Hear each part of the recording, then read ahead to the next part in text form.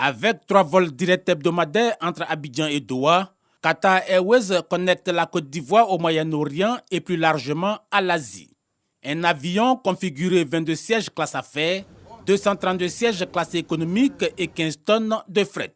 Une ouverture pour le rayonnement diplomatique de la Côte d'Ivoire. C'est pour nous une excellente chose pour notre image en tant que pays, l'image de l'aéroport d'Abidjan, du transport à Abidjan et de cette confiance dans l'économie et dans les autorités ivoiriennes. Également grand bénéficiaire de cette ligne aérienne Abidjan-Doha, les opérateurs économiques qui espèrent développer de nouvelles opportunités, notamment dans le domaine du tourisme.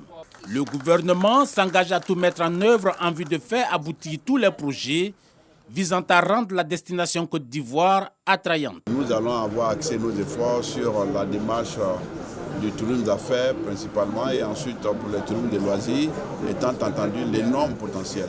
Mais sans oublier aussi les investissements dans le domaine du tourisme. Et donc c'est une grande opportunité à saisir. Pour faire du transport aérien un véritable levier de développement, la Côte d'Ivoire prévoit de nouveaux investissements en infrastructure sur la plateforme de l'aéroport Félix Houphouët-Boigny d'Abidjan-Port-Boué. Nous allons commencer bientôt les travaux d'extension de l'aéroport d'Abidjan, de sorte que Abidjan constitue un hub où il y a de la place encore pour tout le monde.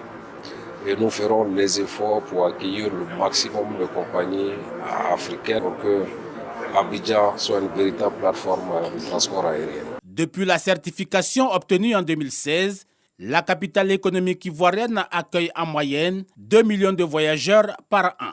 La pandémie mondiale de 2020 n'a que peu bousculé cette dynamique.